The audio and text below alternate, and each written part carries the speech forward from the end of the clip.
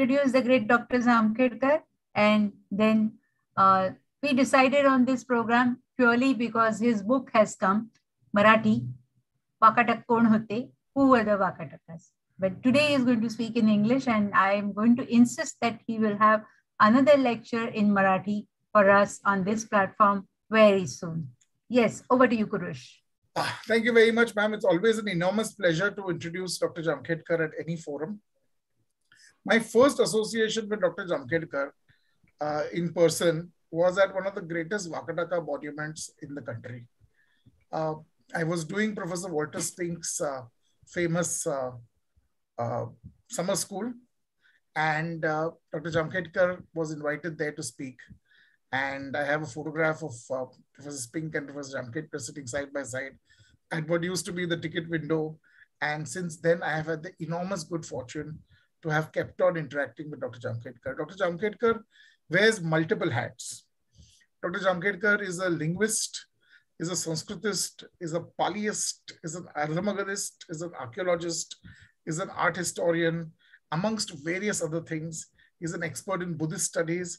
He's an expert in Jain literature. And as I said, there are so many caps that he wears that I think he must have an entire series of hat stands, not just one hat stand. He is currently the director of the KJ Somaiya Centre for South and Southeast Asian Buddhist Studies. He works at various different institutions. He was the chairman of the Indian Council for Historical Research till recently. He is currently the chancellor, which is of my alma mater, which also happens to be his alma mater, the Deccan College, which is now a deemed university. And he's worked at the Asiatic Society. He's worked at almost every single archaeological society that exists. He has published more papers than most of us have seen years. He has a number of books to his credit.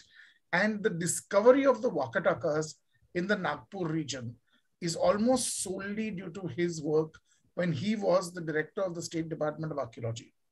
He was the last but one director of the State Department of Archaeology. Between Dr. Garge and him, there was a 25-year hiatus when there was nobody else. And the work that he did at that time still resonates amongst us.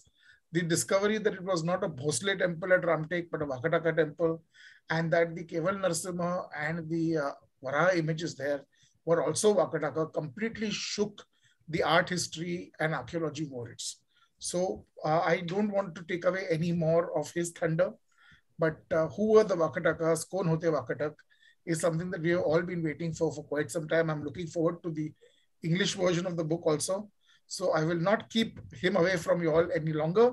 Thank you very much, everybody, for being here for this session with Institusen today. On behalf of Institusen and the School of Archaeology, a very, very warm welcome to you, sir.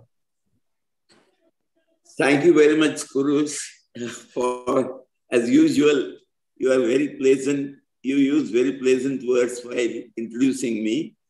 I'm really thankful to Mugdha, then Dr. Sridhar, and other members of the Institution Trust for arranging this particular, you can say, talk. The title itself is, in a way, that was the title of my, you can say, the series of articles which I wrote for Lokaprabha. And therefore, I have to thank them also, that it is because of their support as also their encouragement that I was able to publish this book. The title itself shows that who were Vakatakas. Because in a way, we knew about the Vakatakas first through the inscriptions which are found at Ajanta. It was a very complicated story. And I won't go into all the aspects of the Vakatakas because we have to see something like 50 slides, and I would not like to unnecessarily tax on your time just to introducing this subject.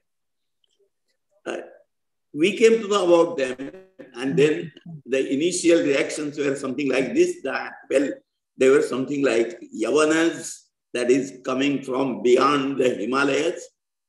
Yavana does not mean in Sanskrit or Pali, as is generally held, a Greek person or the Ionian Greek person. But they were something like their name itself and so many other things were very mysterious.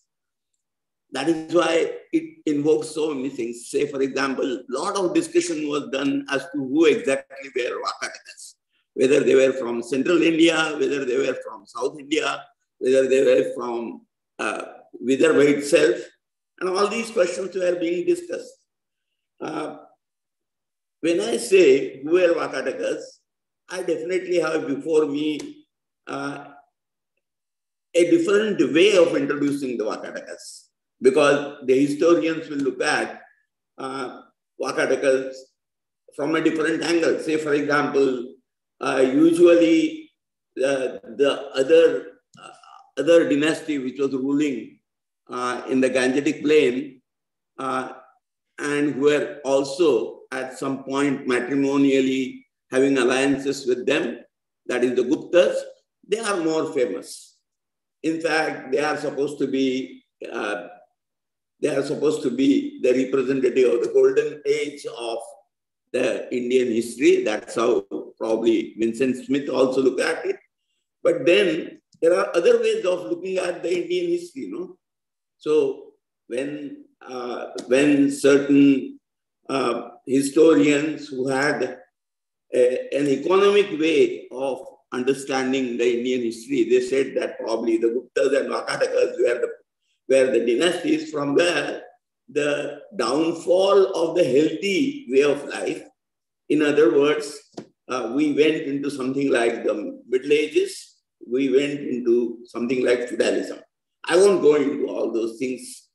Let us try to understand, and therefore I have chosen one way, and that is talking about the Vakatakas from the point of view of the monuments, because that is also, in a way, it has got its own different ways of looking at the Vakatakas. In that also, say for example, initially, when they were thinking about Vakatakas, their genealogy was not, and chronology also was not very well known. It was known only that probably one of the princesses from the Gupta family, daughter of one Devagupta, she was married to one of the princes here.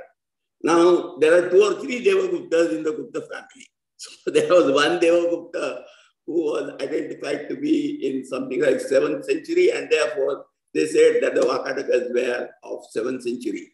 And then there were difficulties, you see, in the sense that, well, even though they were responsible for the creation of the majority of the caves of the later phase at Ajanta, then questions were raised whether Ajanta can be part of the classical, you can say, art of India. There were raised questions because they said that when you have got that different type of imagery or the type of sculpture which is there in the 3 big centers of the Guptas, that is the 3 centers being Mathura, Prayag and Sarnath, where the Gupta art centers are quite important there. And if you compare those images, say for example, the Buddha who is standing, and probably it is such a priceless collection that he has found a place in the Rashtrapati Bhavan. And if you compare with that, the scholars will grumble and say that, well, these images are very ponderous and therefore probably they never were part of the classical, you can say, art of India. Again, we won't go into those historical and other type of things, but one of the best ways to introduce the Vakatakas, I would think, are their monuments. When Mirashi gave his Hari Mahadev Vathodkar lectures in the University of Nagpur, and later on, these were published first in Marathi as Vakataka Nrupati आणि त्यांचा काळ, And afterwards, in 1960, he published them in the form of the Corpus Inscriptionum Indicarum, volume. I'm sorry, it is wrongly written volume. It is not volume 3, but it is volume 5. And that was published in 1960 because the volume 3 is connected with the Guptas. There were 27 inscriptions. Then, as usual, Mirashi, because he had earlier published for the Kalachuris, then he had also published for the Shilaharas, and he also published for the Vakatakas. Later on, at the back end of his career, he published another corpus which was not included in the series, but that was on the Satavahanas. So as usual, he dealt with their political, you can say, political career of that dynasty, that is chronology and so many other things. Earlier it was not known whether there was, they thought that there was only one branch, but now we know that there were two branches, and one was ruling from Washim or Vatsagulma, and the patrons there, that is Harishena, he is connected with Ajanta. Then their administrative, because they were one of the earliest dynasties, and actually I will emphasize one thing, that earlier to that, meaning after the Satavahanas, in this area there was not something like a state as you can call it. In the sense, earlier kings were there like Rupiamma, Shaka Kshatrapas, and Maharathis during the Satavahana period, but there was no prestigious, you can say, stage as such, and full-fledged state with the 10 conditions as, or the criteria as were told by God child. So he deals with the administrative system, he deals with the socio-economic and religious conditions also. One of the important things, and as I'm going to approach this subject through art and architecture, the type of specimens he could give, and he was very sure that there was something like there is something like a Trivikrama image, very highly, you can say, mutilated because of the ravages of time. The stone, the sandstone, red sandstone which was used is not of very high quality. But then that Trivikrama image was definitely of the Vakataka period. And there was a small shrine also. Then he had to quote because one of the rulers of the dynasty, Pravarsena II, who was namesake of the person who actually founded the family, though the founder of the family can be said to be Vindeshakti, but he called himself only Senapati, whereas the Pravarsena first, who ruled in something like 250 to about, he is supposed to have ruled for 60 years. And then there are references in the dynasties of the Kali age also to this dynasty. And then they say that, well, Pravarsena will rule and he will have 4 sons and they will have 4 kingdoms. But then, therefore, one of the Pravarsenas, that is Pravarsena II, had gone beyond Narmada also. Their capital was at Nagardhan or Pravarapura, as it was called, named after the founder of the dynasty. And therefore, the temples which are there beyond Narmada, such as the Yeshua Temple at Nashnakutara and the Kankali Temple at Pigova, they were also included by Professor Mirashi as their contribution, because probably their vassals were ruling there. And one of the important epithets which was borne by the son of Pravarsena II was that Kosala Mekala Malava Abhyarchita Shasana. He said that, well, his command was respected by the rulers of Malava, that is Malava, Mekala, that is the region where Narmada River takes its rise, and Kosala, that is the southern Kosala, the present somewhat roughly you can say the Chhattisgarh region. Then there were a set of very beautiful narrative sculptures were found in Vinobaji's ashram when in 1948, I think he wanted to, 1934, I'm sorry, he wanted to establish his ashram there. So there were some images which came up and he very carefully put them in the wall, and these attracted the attention of Professor Mirashi. And one of the images, the image of Ganga, carried an inscription, Bhagavati Ganga, in box-sided Brahmi characters. Now, I must mention very clearly that the Vakatakas don't use the northern Brahmi or the Brahmi, which is called, used by the Guptas, which is called the nail-headed characters. We will find that over every letter, there will be a small box, and therefore it is called the box-sided characters.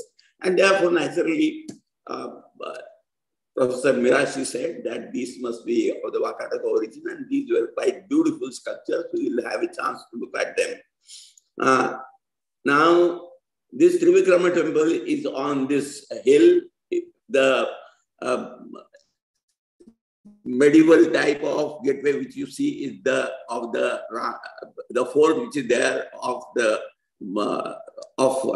Bhosla times, and we'll see some of this Varaha image which is there in a small pavilion to the left there. So these are this is the scenario where this, and now this is the Trivikrama temple. As you can see very well, the image is in a very bad shape, and there is one small female figure which is, or another figure which is there by the side of his leg, and therefore popularly it was known that this figure is picking out the worms which are coming out from the leg of this man. But as we can understand, it is a Trivikrama image because of the raised leg and foot which is there on the right. And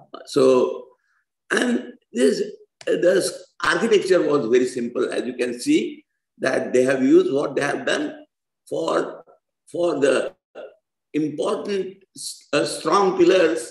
They will have always the black basalt, but the decorative pillars are of sandstone. This is the temple at Najna-Kuthara. It is of course known as the temple of Devi, but actually it is there is a provision for a Shivalinga.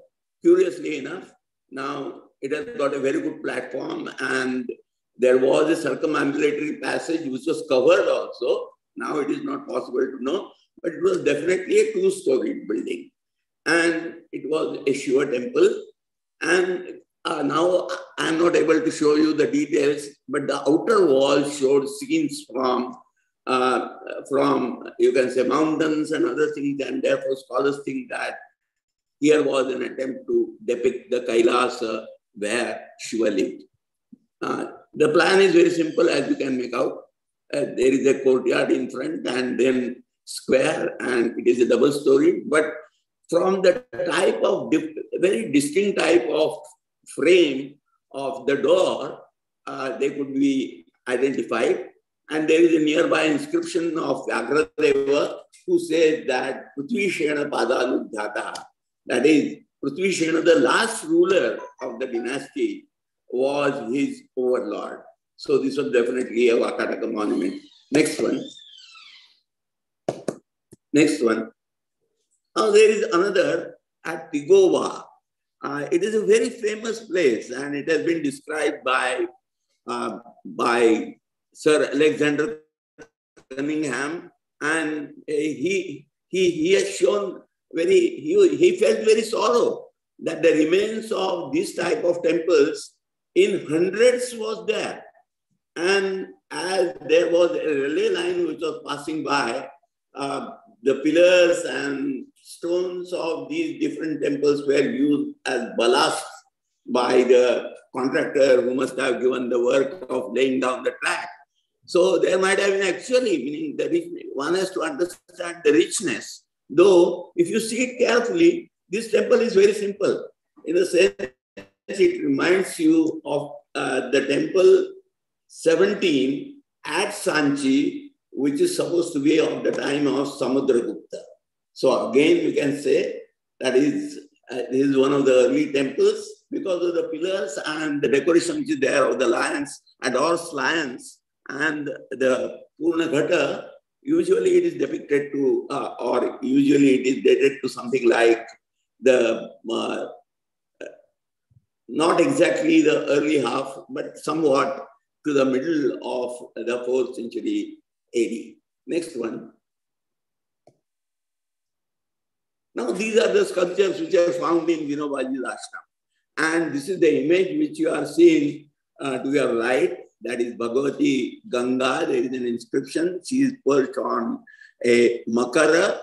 And what is striking is that it is one of the most rich, you can say, the way the Indian sculpture was taking shape, the diaphanous garment and her, all those proportions of her figure, the way of she stands, and the decorative, you can say, hair, the curly hair and all those things. These are typical of the Gupta period.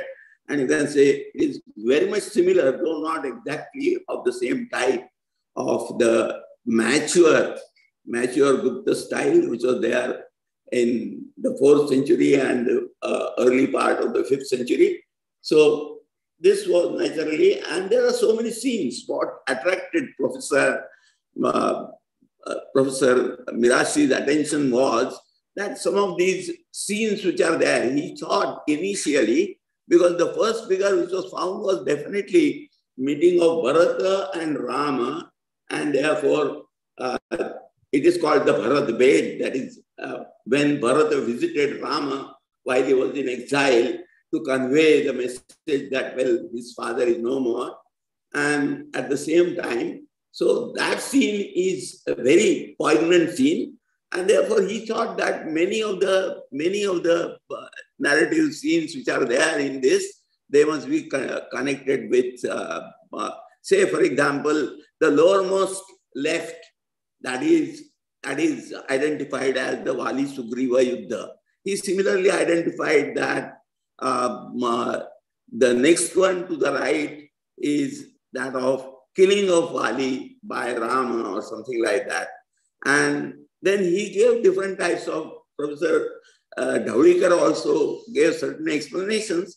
But when I studied very carefully, I realized that they are not necessarily all the narrative scenes are not necessarily connected with Ramayana. They are connected with Harivansha also. For example, it was very easy for me after I read Bhagavata that the middle one to the left, that is a very wonderful scene of Kamsa Darshana, as it's called, that is attacking Kamsa, and the small figure which is there to the left is that of Krishna. Similarly, the right one which is above there, it can be interpreted as Vasudeva carrying Krishna across the Yamuna. Though, of course, some of the Mahamopadhyaya will think that it is a scene from Ramayana or something like that. But then now it has been conclusively proved that, well, and Professor Mirashi also, after my writings, accepted that, well, some of the scenes are definitely connected with Harivansha. This fact is very important because this way it is going to be connected with their religious or sectarian affiliation. Next one. Next one. Now we are coming to, so these are the 3 or 4 things on which Professor Mirashi relied upon. Say, for example, the cave which you are seeing to the right, that is cave number 17. And the middle one is cave 19, which is the prayer hall. And then later on, you continue to the right up to something like 21. Mirashi, with his very meticulous work of deciphering inscriptions, trying to understand and identifying persons connected with this inscription, he very clearly showed that Varahadeva, who was a minister of Harishena, the famous, you can say, virtually the last king of the dynasty, his minister was responsible for carving cave number 16. You are seeing the cave number 17, which is another cave done by one of his vassals. And this prayer hall also must have been, it's one of the most beautiful, you can say, prayer halls of the period.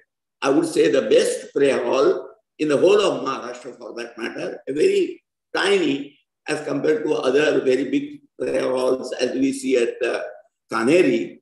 But then because of the sculpture and also because of the painting, these are quite important. And therefore, Professor Mirashi had to restrict himself when he described the art and architecture of the Vakatakas. Next one.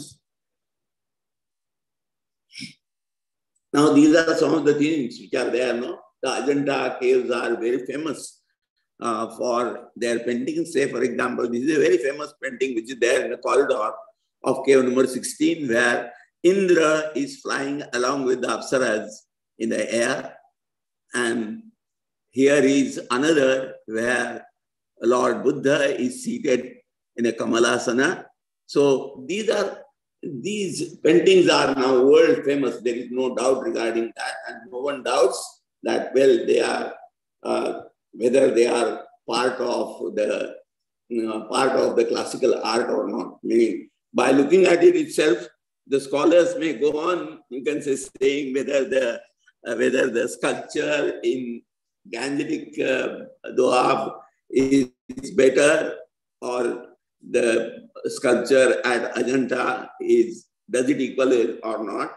But one thing is very clear, that the paintings are unique, because unfortunately the Guptas also might have produced paintings, but no specimen remains, and it's in a way a wonder. And therefore, Professor Spink says that, well, this settlement fell, you can say, along with the dates of Harishena, and that is why it came to a standstill, and therefore all these things are being preserved for us. Next one, cave number 17 probably. Yes, these are some of the beautiful scenes which are there.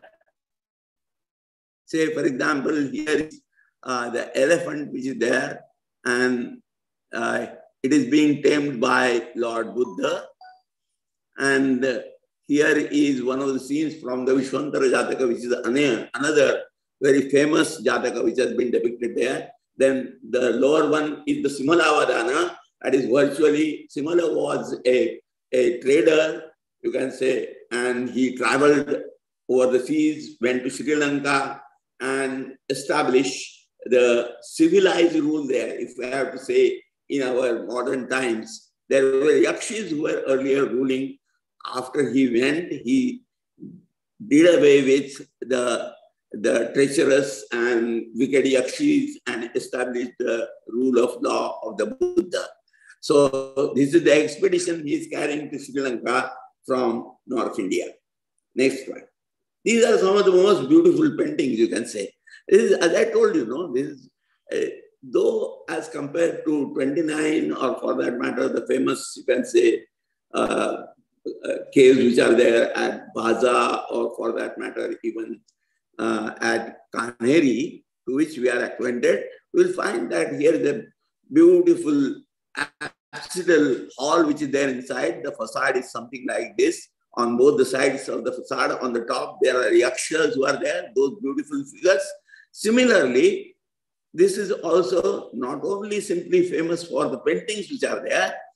Paintings, unfortunately, on the pillars are not visible here, but on the ceiling they are there. And there are some very beautiful scenes which have been depicted on the ceiling there.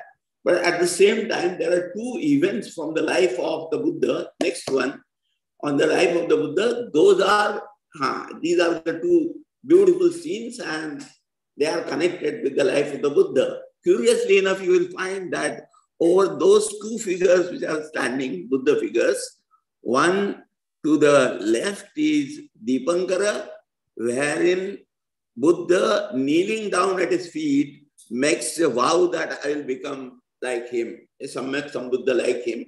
Then there is a spectator who is a girl who carries flowers, and in exchange of the flowers, she says that, well, if you are going to be a great person, then I would like to be your fair half.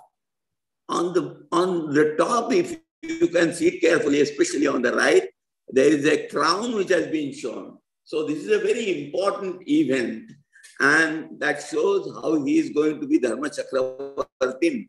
In the next scene to the right, you will find that this is the first scene when he makes a vow, and after so many kalpas and after at least so many lives, he becomes Samyak Sambuddha, he becomes Buddha, but then he has got a chance to come to his own place, his own residence. So his wife is standing there in all awe, and she had told her son that he should ask him for his you can say, great heritage.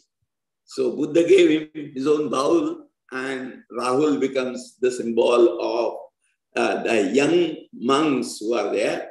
So he transfers all his wealth and power, that is the spiritual power, to Rahul. So these are the two events. In a way, they encompass the two ends, the spiritual journey which starts with Deepankara and virtually ends because he hands over his heritage to Rahul.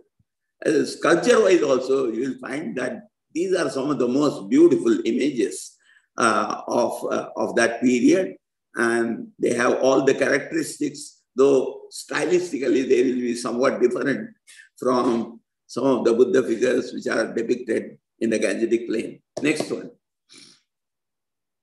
Next one. Now there is another, and that was most important. These caves are known as the Ghatotkacha cave. It is slightly away from Ajanta, but the importance of this cave is that the cave number 16, which was the first cave to be carved by Varahadeva, and scholars were thinking that between this cave number 16 and the cave number 1 and 2, which come after this Ghatotkacha cave, according to the scholars, because at that time the inscriptions were not read properly, and they were thinking that these caves, this about 20 caves and this cave, they must have required about 150 years to carve. But then with the diligent work of Professor Mirashi, his acumen to read things properly, it proved that the first so-called cave number 16, which was supposed to be 150 years away from this cave, both of them were done by the same person. And this is what prompted Professor Spink to rethink about the chronology, because all earlier scholars, they said that this must have required, these 20 caves must have required about 150 years. And this was probably the last cave. And after that, the cave number 1 and 2, Professor Spink, because of this clue which he got that both these caves, they are done by the same person, it must have required at the most a generation's time. And therefore, he was very slowly, he came to the conclusion that all these caves must have been carved within a span of something like 20 years. It is not impossible, because if there is a very good group of carvers and you can say rock cut masons, as they are called, Selakavaddi, that is masons who work on stone. So if there is a very sizable number of them, it is not impossible. Simultaneously, the work can be taken up together. And then, you see, that is why this was, in a way, Professor Mirashi's study was very important.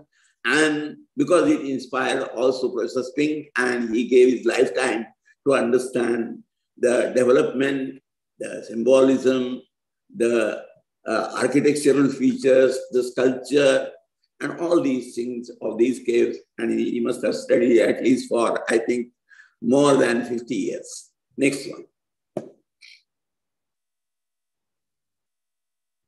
So then, after knowing this, Spink probably visited Ajanta. He had come earlier when he submitted his thesis. Before that, he had come. He submitted his thesis on caves in general of Maharashtra, the rock cut caves, which are known as the Hinayana caves, earlier caves. and he submitted the thesis in 1952.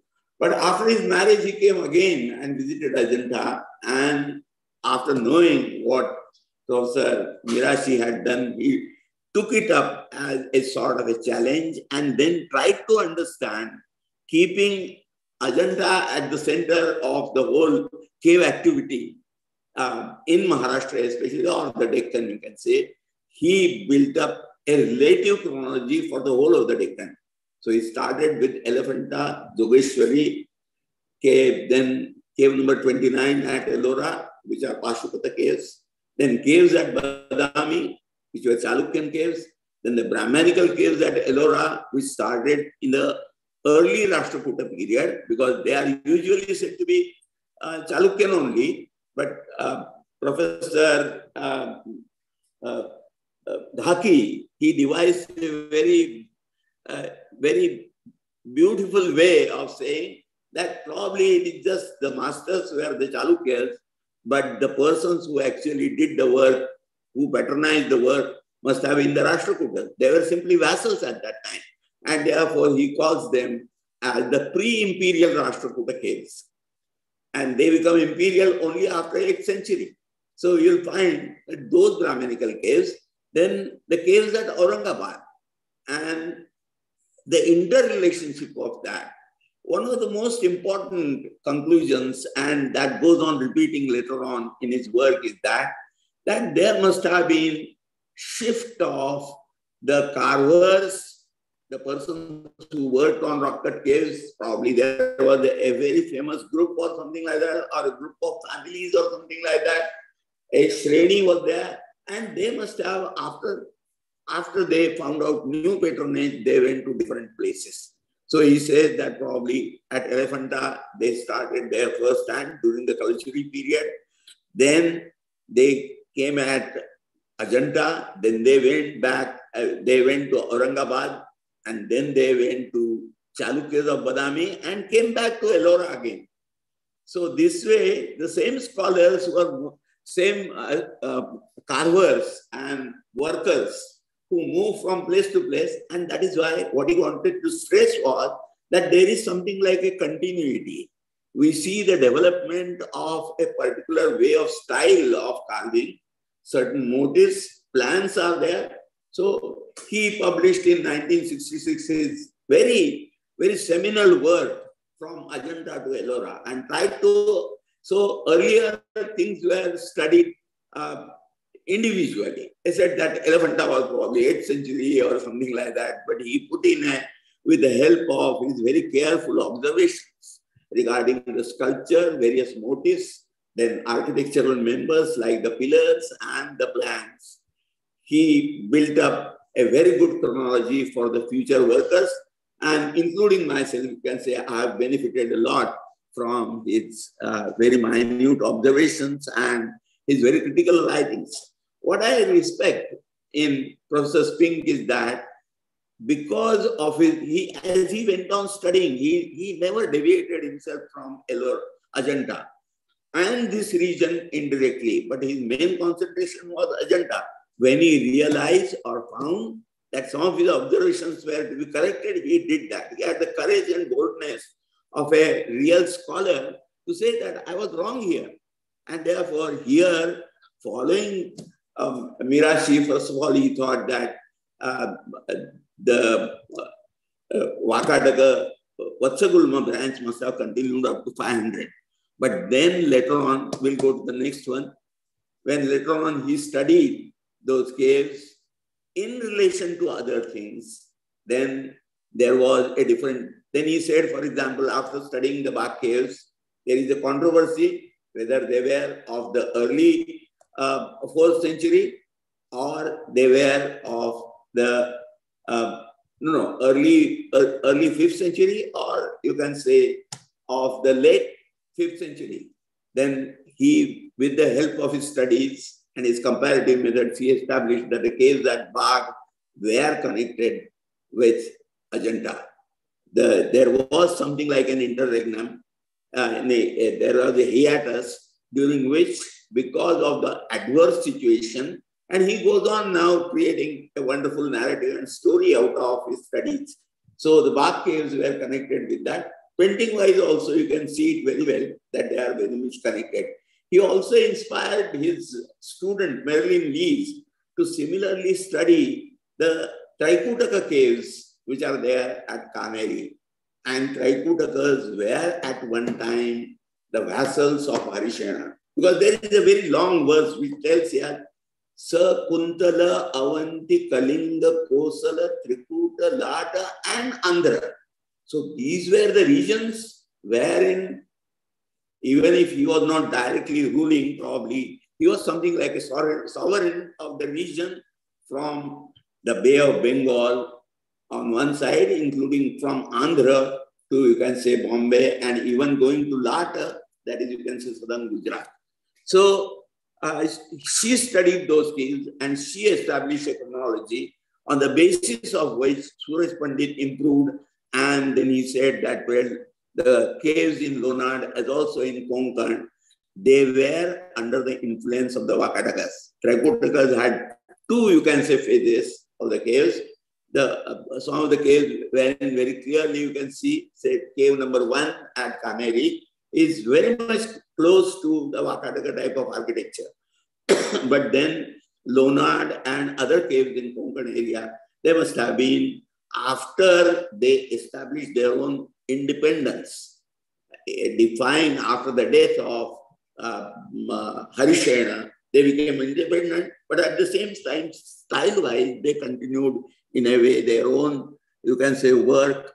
So you can say it can be called post-Vakataka, very much connected with the Vakatakas.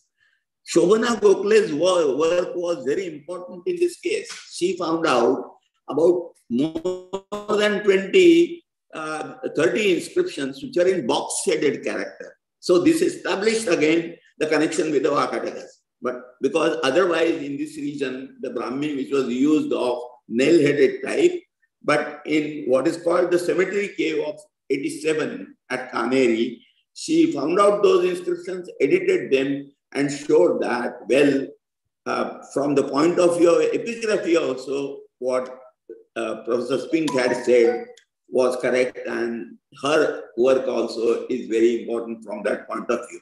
Next one. Now these are, I'm just illustrating because I cannot, you can very well go to the book, even if you cannot read, you can say Marathi, you can see those illustrations. I'm just showing symbolically some of the things. The Bach caves are really beautiful. There is one thing which struck me, you see, that the river at Ajanta is also called Waghora, that is connected with a tiger. These caves are also Bach caves because there is a small stream by the name of Bach. Now, these are very much similar, as we can see, and because of the sculptural studies also, you can make out that the pleats of the Sanghati, then the face, and so many other things. There are other sites also connected in Madhya Pradesh, because the claim was there, no, that both Narendra Sena as also Harishena. Narendra Sena's son, Prithvi Sena, was probably set aside by Harishena, and he established that empire at the cost of the Nandivardhana branch. And therefore, all these sites, they became part of Harishena's empire. If you can see it very clearly, there are some images which are there. They have a close resemblance with some of the sculpture which is there at Elephanta. Then plan-wise also, they are very much similar. Unfortunate part is that the quality of the sandstone which is there is very bad, and therefore some of the pillars are suspending in the air. They don't have any basis. So it was very difficult to make out, but then again, because of the similarity of some of the door sockets and other things, Spink went to the extent of seeing how the doors were made, how the sockets were fitting, and on that basis he established the date. He has found out 4 types of sockets at Ajanta itself. And then he said that a particular variety is very much similar to the door sockets which are there at Bagh, and therefore they are connected. Next one. Now, these are some of the things which I told you, no? That, for example, this cave number 1, which is incomplete, and it is a 2-storied cave, probably the only 2-storied cave at the site. And we'll find that because of the pillar and the pillar, you can say order, one can very well make out that they are very much close. There are so many small elements which are there in different caves, and Dr. Suraj Pandit has noted them.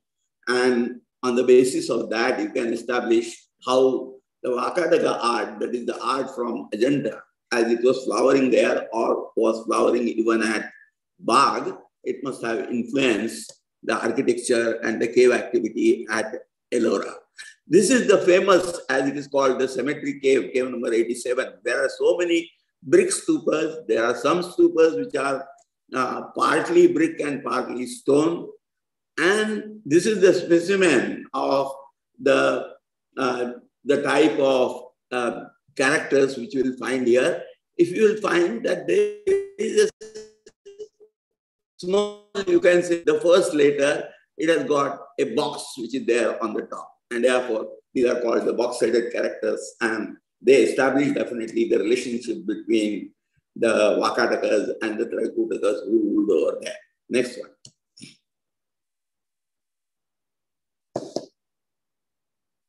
This is one of the specimens of the Traikutaka art, wherein in cave number 31, a stupa has been carved like this. In fact, the parasol is carved on the upper part of the ceiling itself. So this way it is connected. This is a monolithic stupa which is there. Then this is the famous cave, cave number 19, wherein again, I won't go into the details, but saying that, well, now it has been established very well because of studies of persons like Munish, Joshi, Schlinglov, and so many others. And I'm also, you can say, belong to the same category. They are followers or something like that. That these are the caves which are influenced by Sarvastivada, which was, meaning the Sarvastivadins are part of Hinayana in a sense. Branch-wise, they belong to Hinayana, but their words are taken as ideal words for the Mahayanis. So Ajanta this way is a sort of a transitional phase. Again, we see beautifully, you can say, this wave has come, and therefore the caves at Nasik and so many others, they follow the trend which is there at Ajanta. Next one.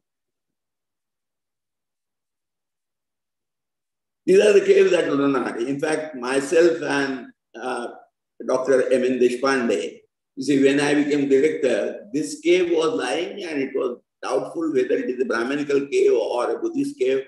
But then we took up the work of conservation and we found a frieze on the top as it is at cave number 1. I cannot see it very well here, but on the top of the pillars, there is a frieze. If you can see the extreme one, there are some characters which can be seen. But more than that, on a side rock, this type of scene is there.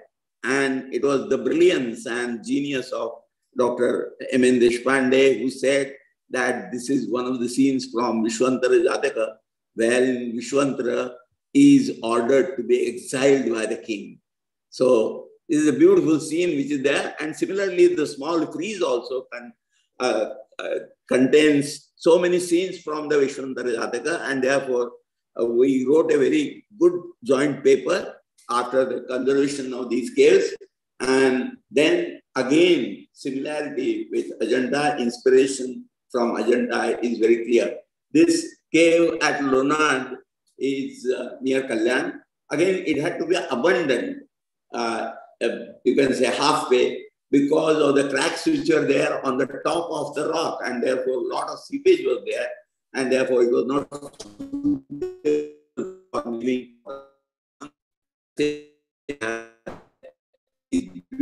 unfortunately, our, you can say, very pious villagemen, we need not blame villagemen, many of our citizens are also like that. They have bedaubed these sculptures with sindoor. and they worship them. We have tried to stop it as much as possible. Next one. And now, as I told you, that after his initial work from Ajanta to Ellora, wherein he had given Harishena something like 25 years, and his rule, according to Professor Mirashi, and it was followed by Spink also, it ended in 500 AD. But then, after his very careful studies, he came to the chronology, and one thing he established, that all these caves were in a way started at the same time. And virtually they ended also at the same time. And therefore, he introduced a new concept of, you can say, rock cut caves. And he said that cutting rock is also an excavation, and we call it excavation. So here, the things which are at the front are the oldest, and things which are at the back of the cave, they are the latest. And then he makes a very careful comparative study of all the Buddha images, which naturally had to be the last things in the cave, because they were not only at the back, but as the image has also to be consecrated, so it must have been fashioned at the last moment. And then he shows, if you see a blank line in between, there he calls that hiatus is there because of the differences which are there between Harishena and his successor, and the Ashmakas, who were avowedly treacherous, you can say, to their overlord. And therefore, during this hiatus period, people must have gone to Bagh and they must have created those caves. It required a lot of very careful study, very comparative, good observations. So many scholars have devoted. One thing we can say, whether they accept Spink's shorter chronology or not, one thing is there, whether it is, you can say, Begley, or for that matter, there is one French scholar who has studied pillars and other things. All of them, they have come to a relative chronology. They may date those things some 20 or 25 years here and there, but the relative chronology is very common. And therefore, one can believe that all these scholars, they are on the right track. They may differ in exactly dating things. But Spink, of course, has been the most exceptional person. And with his brilliant way of not only understanding, but teaching it to the young scholars, he has developed something like a school. There are still so many people who don't believe in it, in his chronology. They say it is impossible, it is not possible. But then if you read all his volumes, you don't have the patience. Fortunately, Jerry Malandra has done the task very easy for us by writing that monograph. And probably Shubha Khandekar is also doing a similar work. And this has made us to understand. And in a way, why I was attracted to Spink, I was introduced to Spink by one of his assistants, his assistant Suresh Zada, who was a very good photographer and worked with him for a long time. But he got interested. As I started working at Mandal, then I started my own hypothesis that the 5 temples at Ramtek, they are all of the Vakataka period. We had very good discussions, and it is because of that that he used to call me for his site seminars. And that helped me to understand. You see, he was working only from the art historical point of view, but as I put it, that I was inspired to use his way of understanding things and apply it to in a different way, because those were not caves. Many times it was excavations. Many times it was structural temples, wherein additions could be made, and well, those can be confusing. But then he helped me a lot. So his methodology, which I applied through archaeology and field archaeology, and you can say understanding of the structural temples, we had so many things to exchange, and that is why our friendship continued. And it was based basically on these academic things. Next one. see, there was a change in understanding. Otherwise, earlier, if it was Vakataka art, it was only Ajanta. Or as I told you, the Jinjara caves, or as Professor Mirashi understood, one or two temples, that is the Kankali Devi temple at Pigova, then the Nasnakutara temple at Nasnakutara, the Yeshua Temple there.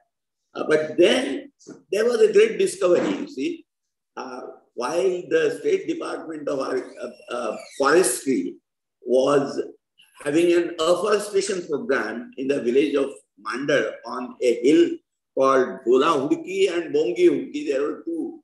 Hudki is a hill in the local, you can say, language. Probably the word must have come from the Gonds also. So there, a cache of 4 images were found. And then later on, when we carried the excavations, there was a wonderful stock of images, beautiful images. And along with that, copper plates also were found.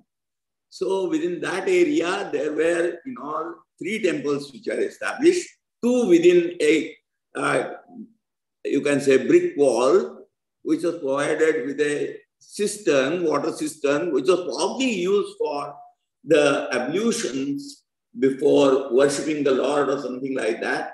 And it is a very common practice that, especially this type of you can say procedure is used by those who are worshippers of Devi. So it's a very complex type of thing. But then this great thing was discovered, and because of the copper plates of Prithvi Sena, Pravarasena II, and in the village of Prabhavati Gupta herself, Prabhavati Gupta's husband himself, that is Rudrasena II. So here was one of the earliest, you can say, phases of art, of the Vakataka art. And that is why probably Professor Spin got curious, because here is an art which is not exactly the mature Gupta art or the mature art which we see at Ajanta. And that is why these discoveries, coincidentally, I happened to be the camp in charge. I carried out, I was the trained archaeologist, though the director was our professor, Professor Shastri. And he was very happy because we found 3 sets of copper plates at the place. And therefore, it created a sort of a new wave and attraction that there is beyond Ajanta, there is something which is to be known as Vakataka art and architecture. Next one. Now, these are the images. As you can find it, no? Many times these images are slightly dwarfish. And if you see the treatment of the eyes, very mechanical type of depiction of the jatas and other things. So you will find that this is a 4-headed Shiva, you can say. Here is a Gana, actually a Gana, just possible, as my friend says, that he is probably Tripurari, because in one of his hands he is holding a bow and in the other arrows or something like that. All these discussions will go on, but this is a totally different type of art. There is another thing to which I would like to attract your attention, and that is many times the faces are not exactly the classical type of oval type of faces which are there. In fact, I will be showing you one of the images of Vishnu, wherein I was struck because of the face, because it was exactly like that of my driver, who is a local person. So there are classical elements in it, the type of finesse which is there in shaping the image, or the type of eyes which are there. They, again, the way they are depicted, they are more near to the transitional period of the Kushana and the Gupta, you can say, art. So this way, there was a great tumult because of the discovery of these images, as also the temples. The temples which are there, they are no more extent, but at the same time, one of the temples was exactly of having the same plan, that is a parallel veranda. Otherwise, the mandapa in a normal later temple will be, mandapa is always small, which fronts the temple. Then there is the Garbhagriha. Here it is only the Garbhagriha and the oblong veranda which is there, fronted by 4 pillars. Unfortunately, as the structure was in bricks, only we could see the foundation, but it was enough to tell us the similarity between the Samudragupta shrine, which is there at Sanchi, temple number 17, and that was, its name will be occurring all the time in my discussions, as we'll find. So that is why we can date it to something like, you can say at least definitely pre-Ajanta. And as we say, because of the presence of the copper plate of Rudrasena II, who was again a Parama Bhagavata, that was like another clue, because as will be, please show the next images also.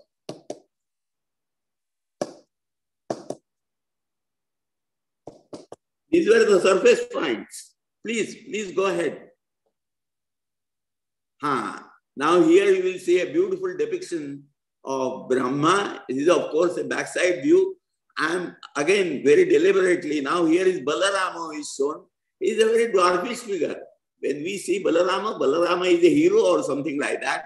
But to show that he is Balarama, there is a serpent or Shesha shown at his back. Again, these endorse, you can say, lions which we saw at the Kankali Devi temple or at the Samudragupta's temple number 17 at Sanchi. And a typical hairdo, you'll find that there are 2 side locks which are there. They are not locks.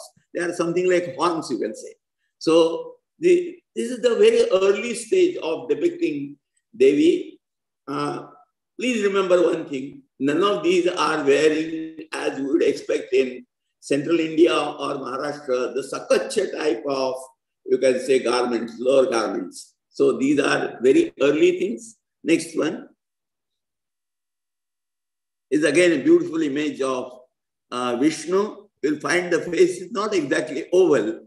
Here is again, this is Balarama, which we saw from the back. This is one of the Ganas of Shiva. This is again another holding a lotus flower. So he might be the Padma Purusha or something like that. But Vishnu's crown has been very typically depicted. There will be 3, you can say, Kantakas as they are called. That is 3 projections which are there on the 3 sides. And at the back, you will find a sort of an Oriel or that type of thing which is there at the back. And this is an early image of Vishnu, because of the crown you can make out. It is a typical Kushana crown. It is not a crown like that of the Vishnu. It is the square crown, which is like a Parsi. It is usually compared with a Parsi, you can say, cap.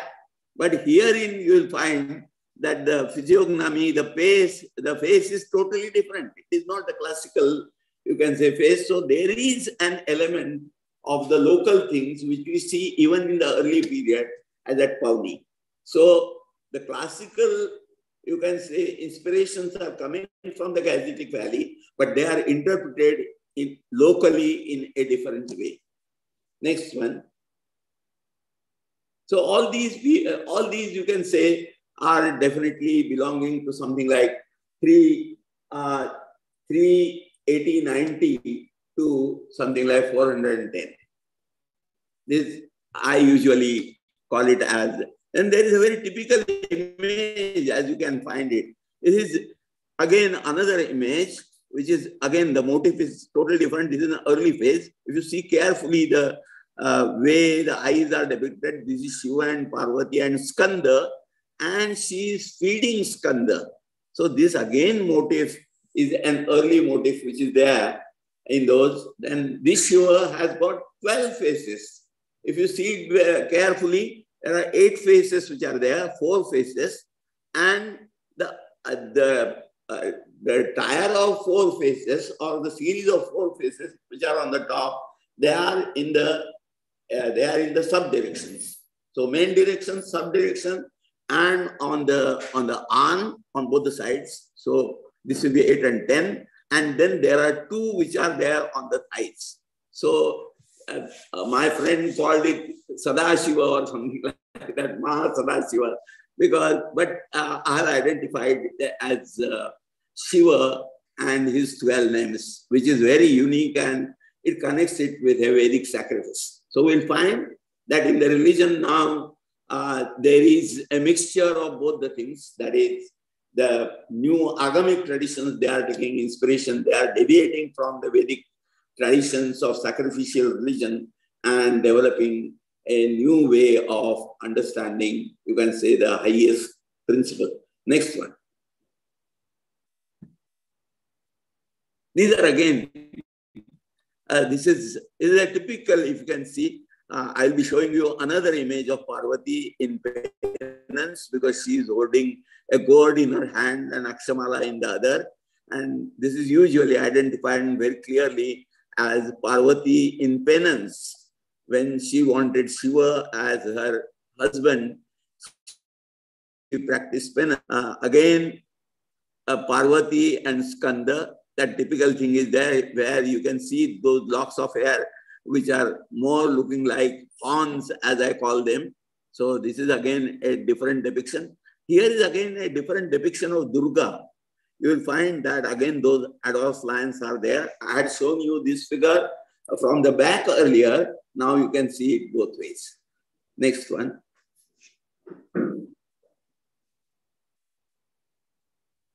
Here is again that four-headed Shiva, which is there, forearm, four-headed. And here is Brahma, who is depicted. Here is an image which is in the village. We discovered it, and it is definitely Vakataka, as you can make out, one of the earliest depictions of this god. Because in the north also, people go sometimes to the Vakataka times, and there are occasions probably that the antiquity of Ganesha in this particular form can go back to something like 3rd century. But this is one of the earliest images of the Vakataka period. Next one. There is a lot of debate as to what is the antiquity of the image of Ganesha in this particular form. Now, there was another thing, and I did it. I used to take students to the Ramtek, and there was a great controversy going on among the scholars as to where exactly is Ramagiri of Kalidasa. I may mention here, incidentally, that why Kalidasa should come here at Ramagiri, because then as their father had died, Rudrasena II, Prabhavati Gupta was carrying on the affairs of the kingdom. She was working as a regent in the name of her eldest son, Deepankara Sena. And to teach them, Chandragupta sent Kalidasa to this place. And this must have inspired. And the legends are also like that Kalidasa must have come here. The whole Meghadutam is one of the most famous poems. And the surrounding must have, the Ramtek Hill must have inspired Kalidasa during the rainy season. He must have remembered his own family members and sent the Meghaduta. He sent the cloud messenger. And therefore one can imagine now that, Trivikrama shrine was already there, but then I identified Kevala Narasimha. In fact, there is a peculiar practice in the area that, if a person makes a vow before the Narasimha, of course, is a fertility deity. If you study the Lajja Gauri caves, Lajja Gauri images, one of the hands will be holding a lion. I won't go into the detail as to how it is, because it will require another, it is again connected with the Simbala Avadana and so many other things. Chenchus are there who worship lion as their ancestors. So lion is a fertility thing that is associated with Lajja Gauri, and therefore people, they come at Narasimha's shrine and make a vow that if I am blessed with the son, I will worship you. But then the way of worshipping Narasimha was that they will bring sindoor and bedaub it with that. With something like, when we remove that particular cover, it had become so thick that it got separated at places from the main image. And little mice used to go inside and play there. So we removed it. So it was about 2-inch thick cover which was there. And that is why the Maharashtra government described that particular image as monkey god of Maharashtra. Actually, it was a Narasimha. And when we removed that, it was one of the most beautiful Narasimha images. Special Narasimha. Narasimha is associated with Hiranyakashipu. Killing Narasimha, killing Hiranyakashipu. That is how Yana Narasimha, Sthanaka Narasimha, there are so many. But this is Kevala seated Narasimha. And that type of description is there in the oldest, you can say, Satvata or Bhagavata text called the Vaikhana Sagama. So Kevala Narasimha is seated like a royal person on his throne and looking at the valley. He's seated in a cave. That is how he has been described. And one of the oldest descriptions, you can say, depictions of this is Kevala Narasimha and Rudra Narasimha. Then there is Varaha. Varaha Mandapa is there. So theriomorphic Varaha is also depicted there. There is Bhogarama. This shrine is very peculiar. It has got 2 shrines having a common veranda. So it is just possible those might have been dedicated as Prabhavati Gupta, Rudrasena herself, and though Pravarasena himself was a Maheshwara, his parents were Sattvatas or Bhagavatas, and therefore it is just possible that Krishna and Balarama, those might be. Now it is preserved as the Bhogarama temple and associated with Mahanubhavas. They have taken it over, though it has been now declared as a protected monument. Then there was another Guptarama. There is a cave. And so there are different forms of temples which are there, which are evolving virtually in 1 or 2 generations there, because earlier must have been Rudra Narasimha probably was a sort of a memorial to Rudrasena, I think, myself personally. And all these, you can say, Vaishnava divinities, there are 6 temples now on one hill. Meaning just to say, not to say anything bad about the Buddhas, but you won't find a site wherein such 6 structural temples are there in the Gupta dominions. There is only a set of caves which is there. This now, the middle one is Bhogarama. Then this is the Varaha. Then you see the Voslas, they were worshippers of Rama.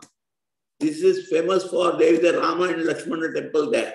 So when they went out for expedition, they made a vow saying that if I come triumphant, then I will repair all these temples.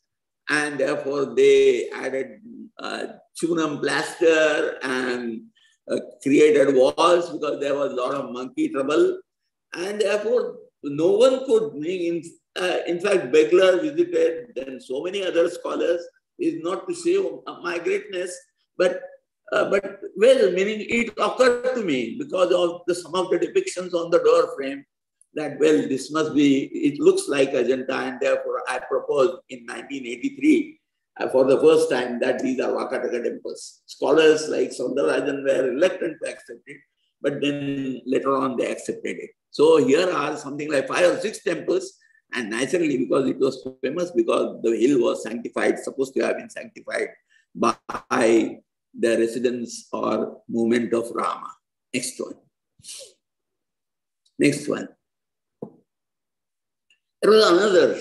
We carried on excavations at different places, encouraged with the excavations at Mandar. Some of my, you can say, colleagues, younger colleagues, they used to move here and there, and they used to tell me, sir, there is a site, you should go. I still remember that in the forest area of Chandrapur, where we had to leave our jeep and walk for something like 6 kilometers, there was a place which was red, and therefore it was called Lakka Meta. And the local Gond legend said that, well, it is here, the Laksha Gruha, where the Pandavas had come, it was burned down, and therefore the whole site has become red. It was actually it must have been a place of a brick temple. But the Gonds still worship the Pandavas and Draupadi. So there are 6 flags which are there. But the urbanization, you can say, had reached so much that today we have to walk down to see the place. Not even a jeep can go there. But then this is the way the Vakatakas developed, and they must have done it very well.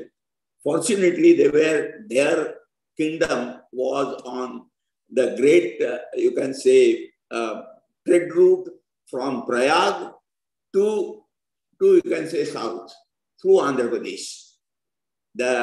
On the way where the Vajrakaras, Vairagad it is called, Vajrakara, that is the diamond mines were there. And it was probably because of the diamond mines. And the road ultimately led to Amravati.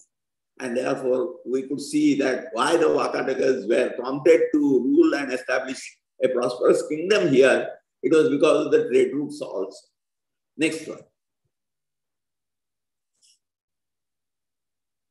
This is the temple at Nagra. Herein, if you see it a bit carefully, you will find that the pillars and the motif which are there, they are very close to Ajanta, especially the fluted pillars which are there. They are very exceptional, and therefore we didn't have any doubt. Similarly, we found a different type of pranala. Meaning, this is a Yeshua Temple, and on the top there was a big, you can say, virtually something like 4 or 5 feet tall Shivalinga. Of course, half the portion will go down the earth.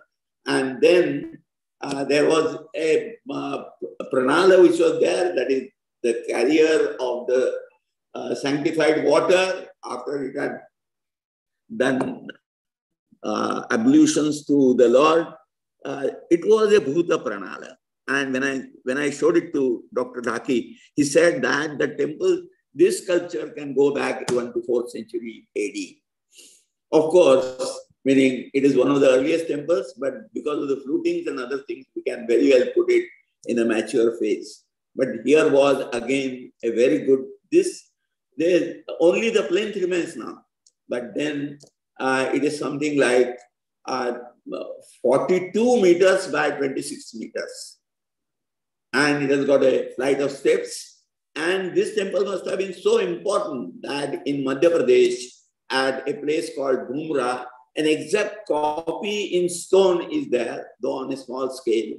The plan is the same, and therefore we feel that the Vakataka influence, even if their kingdom had disintegrated or they were replaced by other kingdoms, we'll find that their style was imitated, their plans were imitated. So it was again, and here we did not find any, there was no question of finding any images because it was of a very early period. But then we found a signet ring with an inscription in box-sided characters saying Narayana. So that again confirmed that it was a Vakataka site, not only because of these architectural and stylistic features, but also because of that ring which was found. We could date it to something like the early 5th century. Next one.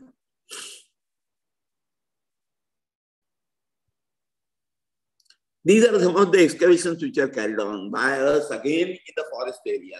This is again to test how far the urbanization had gone deep.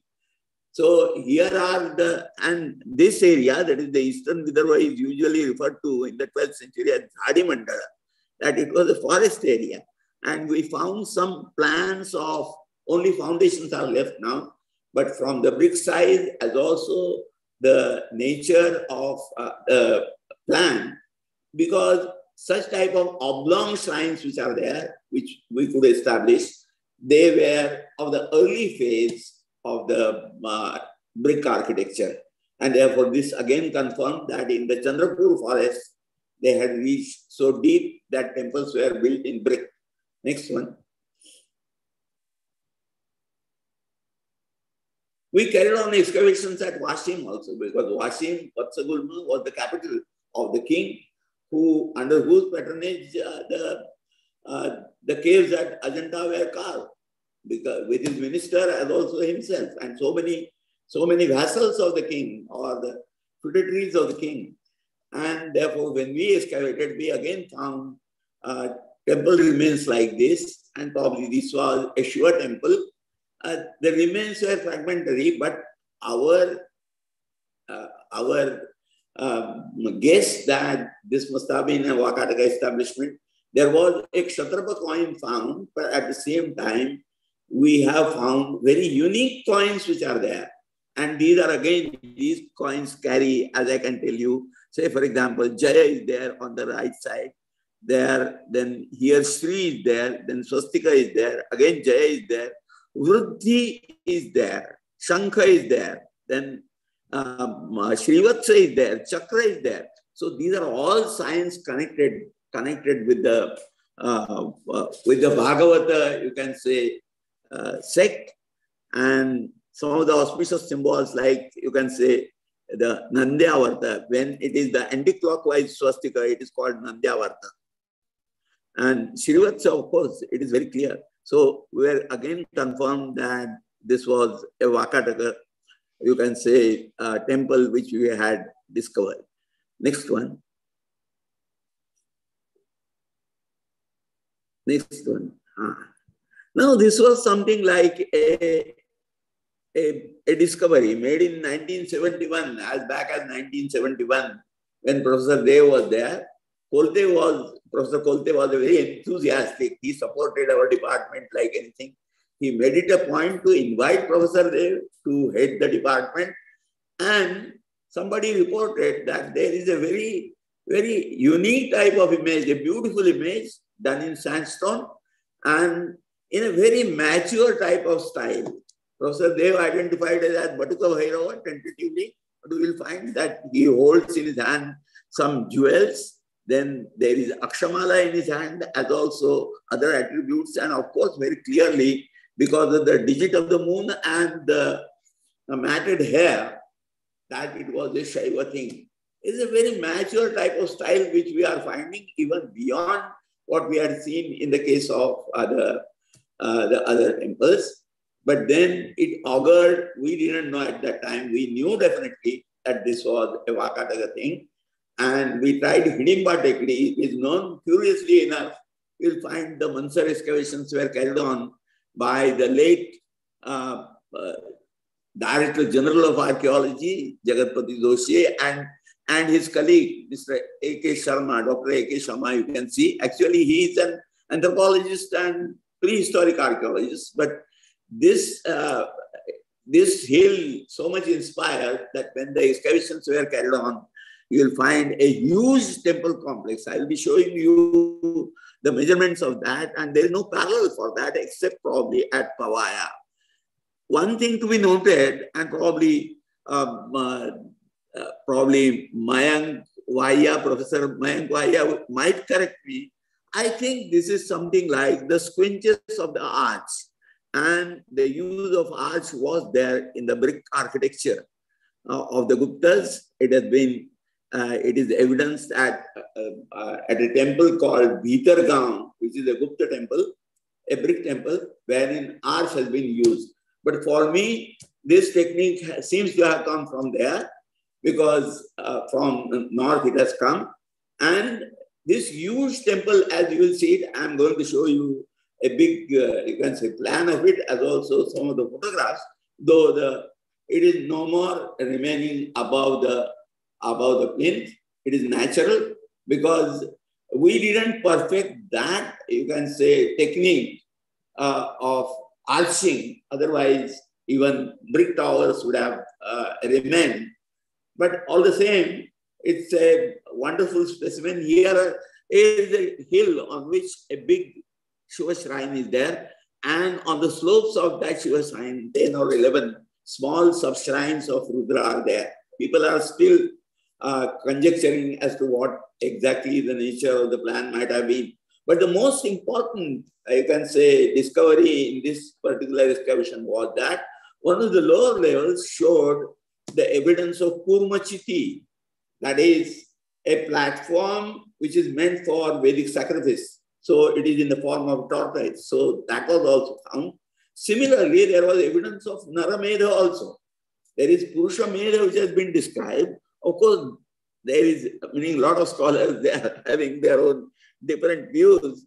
but it has been very clearly told in the Brahmanas, that is the earlier commentaries of the Vedas, that this was more a symbolic thing. So 48 persons representing different sections of the society, they were brought as something like things to be offered in a sacrifice. They were tied down like a pashu also, but then after sprinkling them, they were let loose.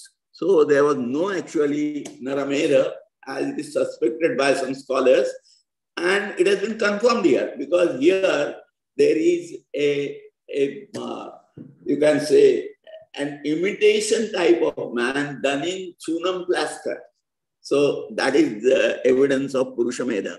The earlier, that is the Pravarasena first, he is supposed to have performed all the 27 sacrifices, because there are 21 sacrifices, because there are 3 types of sacrifices, each having 7 types, and in his inscriptions he proclaims it very well. So that evidence, it seems, we have got. So this also must have been the Pravarapura, that is named after him only, and it must have been named after the founder of the dynasty. Next one. Next one. Here is the plan, as you can see. No? Here is a huge hill is there.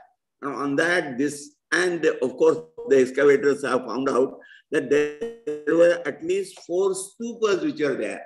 So it is just possible in the early period, or even before the Vakatakas established themselves, during the Satavahana period, there were some stupas which were found and which were constructed there, which was very normal, because in the Satavahana period, naturally, many of the religious structures nearby in the whole of Vidarbha also, there are stupas at Bon in Buldana district. Then at Chandala forest, there is a rock-cut cave for the Buddhist bhikshus. And at Pauni, famous place about some 50 kilometers away from this area, and there are stupas which have been constructed. So there were stupas, but then this huge temple is there. These are the steps which will lead. I will show you some of the photographs. And on the slope of the hill, there are small cave-like things or small shrine-like things which are there. So this must have been a great establishment. And therefore, it was, and the inscriptions have shown, made again the information given from the, it was called Pravareshwara Shadvyumshati. There are 26 villages which are around this temple called Pravareshwara, because Pravara Sena was a devout Maheshwara. He was a devotee of Shiva, and he must have done this very ambitious thing, which was probably completed in the reign or went on becoming bigger and bigger during successive generations. And therefore, there are, again, seals have been found, seals and sealings. Both things have been found, saying that, well, it is Pravareshwara, showing the name of the temple complex, shrine complex, and Prabhavati Gupta's also seal is there. So it very clearly shows that this was the capital, and Ramtek was nearby, and the capital, and the village of Nagardhan is there. So Nandivardhana is the name of the capital. So it is all, and this is called the Hidimba Tekdi. So this is all a great complex of the Vakataka activity. Next one. These are the steps which lead to that. These are, you can say, something like the compound wall of that particular thing, citadel-like thing. And inside was that temple complex, as I told you. It's quite a different type of structure, because in order to create a wall which will protect this particular hill, naturally they had to have these devices like the bastions. Next one.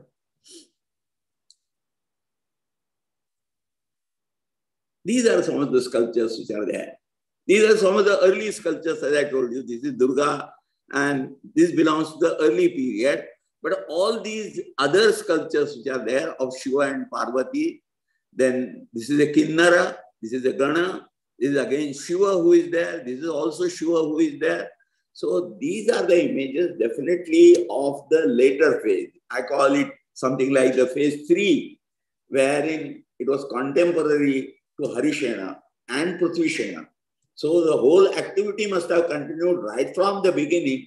The first person who ruled in something like 260 AD, and the whole activity continued for 250 years practically. And these have very much similarity with the sculpture which is there at not only Ajanta, but also in the Gangetic Plain. The type of ganas which are there, say for example, this Kinnara who is playing upon a guitar-like instrument, Veena as it will be called, and all these different stylistic features they very clearly show. So there is one specimen which is very early, and these are the latest specimens, and therefore, of course, Professor Spink will say that probably this must have happened even after Harishena, meaning after Prithvishena was set aside by Harishena and established himself, so that it becomes coeval with the sculpture and architecture of Ajanta. Next one. Here is that I'm showing you the Purusha Medha. Here is a copy of a man made of chunam, and that is how he has been sacrificed. Here is the Kurmachiti, as you can see. And now they are protected in this type of shelter, as you can see. Next one. There are some temples also. Meaning this area is so much even well-steed. In early 30s of the last century, when he worked on this, he was surprised and he himself made some excavations and observations and location of the Nandivardhana. But he never knew about these things. These came to light after the excavations were undertaken by the Archaeological Survey of India. And later on, our own State Department has now taken up excavations at Nagardhan Fort. It is a medieval fort, but we knew it right from the beginning that it was a Vakataka site. That is why we had declared it as a protected site. And my own successors, as also the young scholars from Deccan College, they are working on the site of Nagardhan. These are some of the beautiful specimens of architecture, as you can see, of temples, you can say, of the Vakataka period. Next one.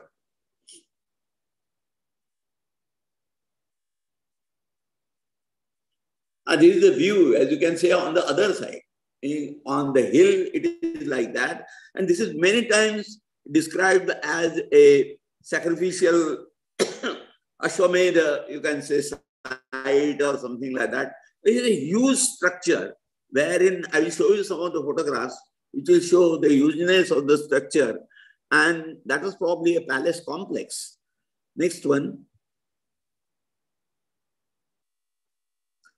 These Shivalingas, they make it very clear. You can see that that's Medra sign is there on the Shivalinga. And the Vakataka Shivalingas, or you can say pre-Chalukyan Shivalingas, they are very clearly known. Usually a Shivalinga has got three parts: the square, then the octagonal, and then the round. Of course, this must have been out of the necessity of how to carve the things. If you want to carve a round from a square pillar, then in that case you make it octagonal. But somehow the rituals give it a different. So the square one is called the Brahmakanta type of pillar. Octagonal is Vishnukanta, and the round pillar is called Rudrakanta or Rudrakanta. So Shivalinga of the later period usually is done like that for the sake of, according to me, technical convenience. But in a religious, you can say ritualistic type of thing, there are only two portions, that is the square and the round. And that is the sign again of the pre-Chalukyan and Vakataka period. Next one. Now you can see how big must have been the temple complex. You are seeing the figures now. They are going, and the huge, you can say, structure is there. There are other structures which are by the side. Say, for example, these small quarters are there.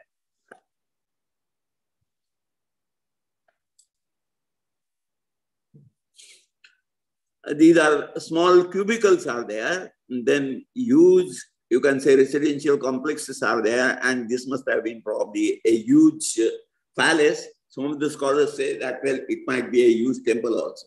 Next one.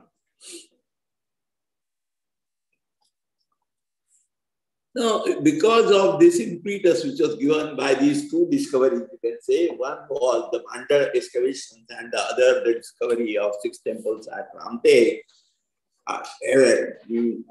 Many of the scholars, including my own young colleagues, they ransacked the whole area. They went through the forest, hilly areas, and they found out a lot of evidence in the form of rock cut caves. And we'll find that we found out rock cut caves associated both with Shaivism as also Vaishnavism. Meaning, usually the Vakatakas were Parama Maheshwaras because of their association. One of the earliest ancestors before the division came in, that is Rudrasena first, was the grandson of a Naga king who was himself a Maheshwara. He used to carry on his shoulder the Shivalinga in order to show his devotion to that or as a part of the ritual. And therefore, we will find that a lot of new evidence is coming, and that is shedding light on the spread of these agamic cults which are there. Earlier, there were no clues whatsoever, you can say, as to understand how these things were there.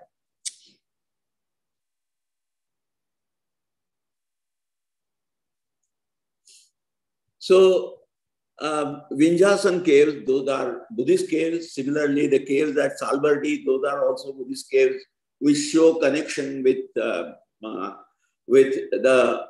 Ajanta creations of the late phase, as Professor Spink calls it. And there was therefore definitely a connection, but there were regional variations also. Similarly, rock cut caves in which very small. And herein comes another important point, and according to me, that earlier the tribals or the autochthonous people, they had become naturally followers of Buddhism. But as the Buddhists, with the passage of time, accepted Sanskrit as their language, whereas the Satvata people or the Bhagavata and Shaiva people, they were close to, because of the cult of Lajja Gauri and so many other things. We find that now these tribals are now following either the Bhagavata or the Maheshwara religion. There are very peculiar, you can say, customs among the Gonds that they usually consign the dead bodies into a cave.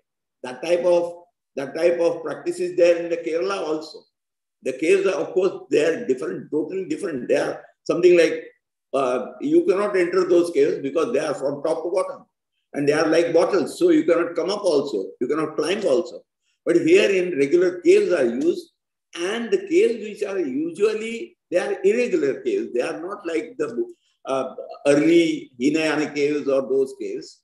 But those are very primitive caves. And that practice is there among. And there you find Shankhalipi inscriptions, Shivalingas, and you can say small figures indicating that their affiliation is connected either with the Shakti or Vishnu or Maheshwara. So the caves of Shiur, for example, there again, there was one Shaiva cave. It is in the Nanded district and border with Andhra Pradesh. So these again stylistically very clearly. So we will find that now Buddhism is slowly receding and giving place to all these new agamic traditions. They come. And as I am going to emphasize later on, that it is because of the Guptas who supported, first of all, the Satvata and Maheshwara tradition. Because of them, the Vakatakas become Maheshwaras and Sattvatas. The Traikutakas, their vessels, they are also Vaishnavas. Kadambas also are Vaishnavas. And this way, this new wave of Satvata tradition must have gone to the south. And is my bold hypothesis, you can say, that the Nayanars and the Alvars who come up in 6th and 7th century they must have been inspired by the ascetics and the monks who went from the Vakataka kingdom through Karnataka and Andhra Pradesh to Tamil Nadu, and therefore suddenly there is something like the spring up of the Alvars who are in a great number, and Nayanars who are something like 63. They are still to be found in different temples of the south in physical presence, in the sense their images are there. So we'll find that all this, the Vakatakas, they supported the Agamic tradition of the Buddhists, then they supported the Shaiva Agama, then they also supported the Vaishnava Agama, and also Shaktakai. So we'll find this is again a new type of thing which is coming up, that as the Buddhists were going away from the common people because they accepted Sanskrit as their language, and as we see at Ajanta, there were only courtiers who are doing now, whereas in the early caves, the patrons are common men. So this change is to be seen in this evidence. So here is a cave, Vinjasan cave, wherein you find even similar figures of Tara and Avalokiteshwara similar to those at Ajanta. Herein this is a three-pronged cave, triple, you can say, shrine cave. So all the three have Buddhas. We have yet to understand the significance, but because of the presence of an inscription again in box-headed character, we can say that these are Vakataka caves. Next one. This is the Vinjasan cave, and on both sides of the passage there are images which have been carved, and these type of Buddha in meditation, they are inside. So a passage will go and then it will bifurcate to the right as also left, and one will go straight. The architecture is totally different. It is something like arch-like. It doesn't have a flat ceiling. So it is totally different from the Vakataka architecture, Buddhist architecture, which was at Ajanta in the Vatsakulma branch, you can say. Its presence also is there, but this is, and again, so the whole, whether it is Maheshwara or whether it is Shaiva rock-cut caves, all these are having more their relationship with the cave architecture of the Gonds.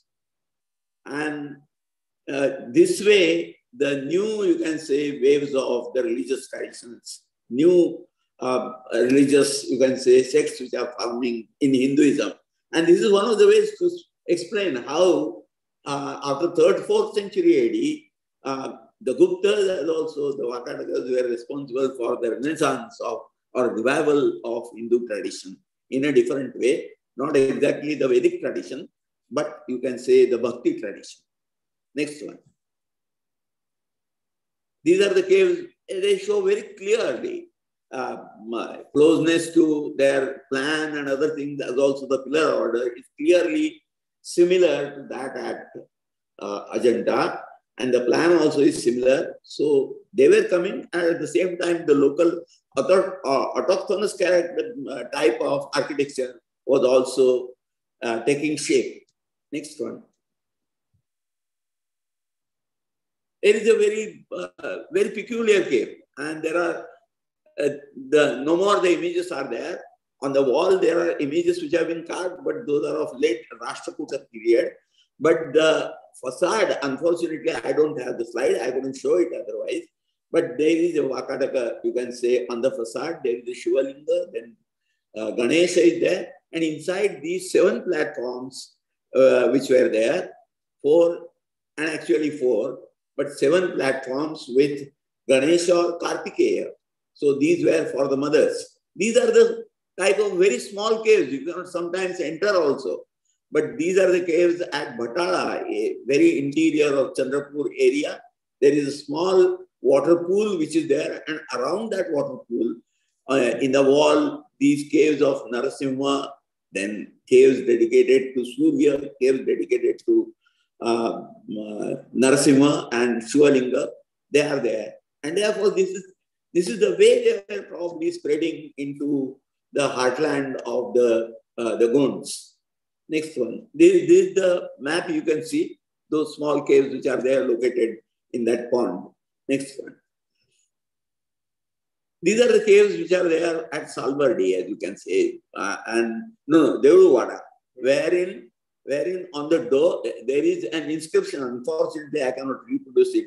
There is an inscription in Shankhalipi characters, so it is definitely of Vakataka period.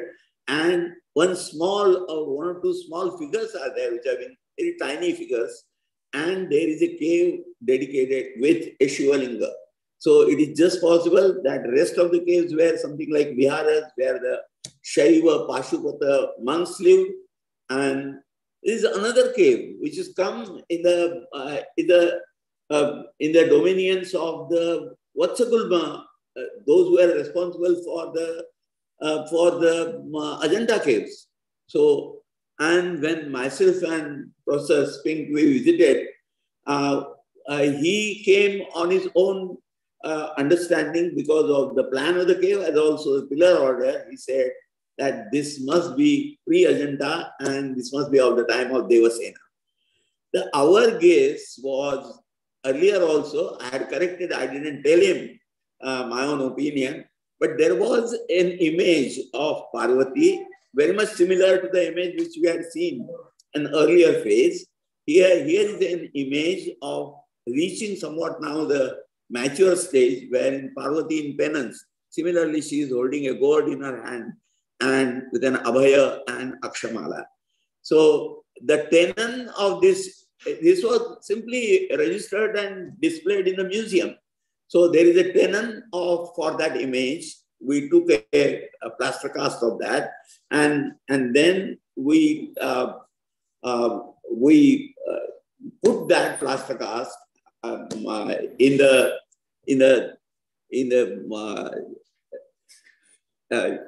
the square thing which supported or took that image, and it was exactly the same. So we could say that, well, this Patur cave, this is a twin cave.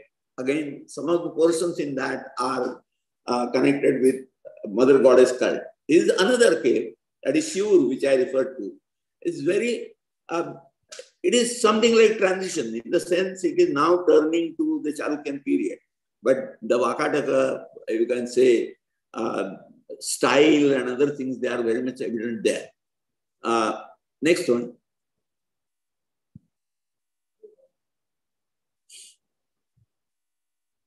Again, I had shown you this lunar cave, then Nasna Kutara. Then at Palsambe, in the vicinity of Kolhapur, there are caves which I had studied. They were rediscovered by me. They were reported before some 100 years. People didn't know about it. But then we declared them as protected. These are monolithic temples which are there.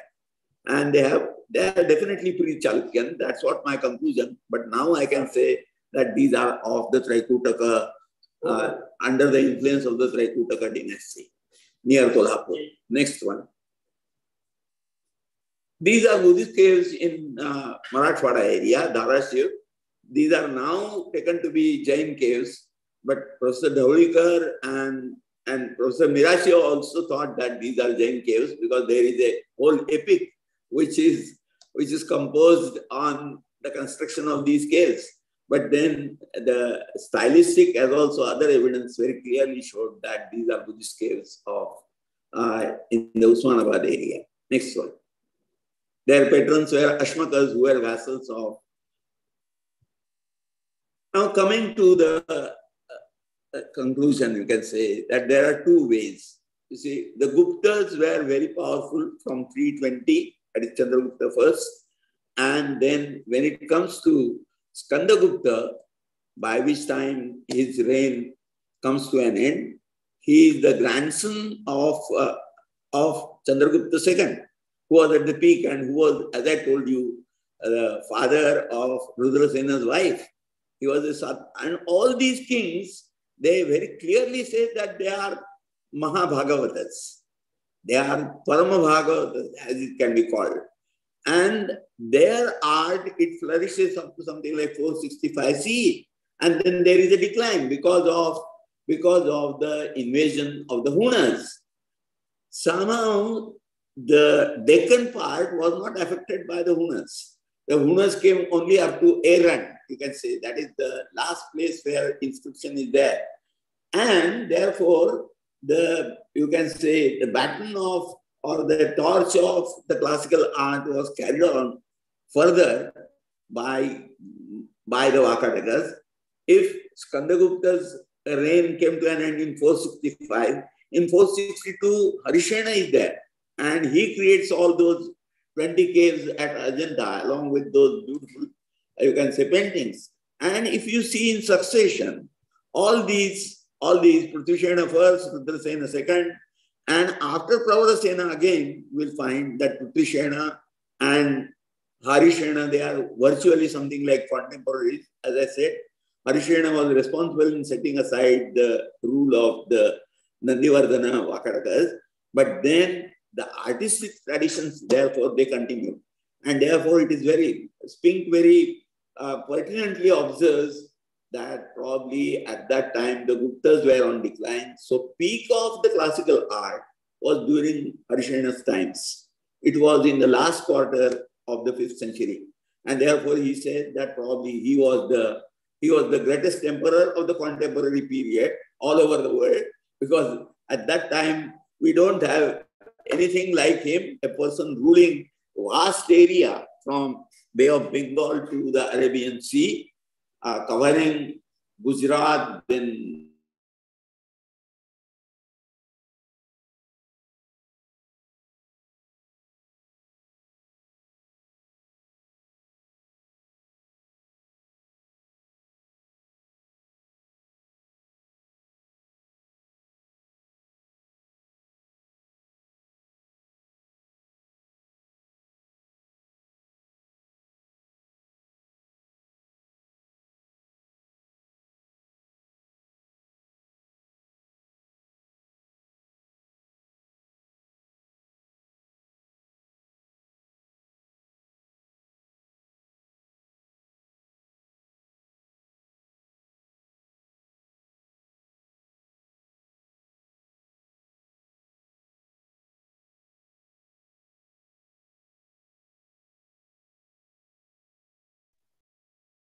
Riddhi, can you help? What happened? Yes, ma'am. Even I thought my internet is slow. That is why I was just trying to call you. Yeah, okay. All right. I can hear you. Yeah. Now yes. Now, another very important point is that, well, in this, what is called the revival or renaissance of Hinduism, that is the Puranic Hinduism as it is called, otherwise it is called the Vedic or the Sanatana religion as it is many times referred to, because the sacrificial, here I will make it a small point, what exactly is Hindu? Many times people are very confused about it. One of the contemporary scholars, she says that, well, Hinduism is a bundle of so many sects, meaning it is not a religion at all.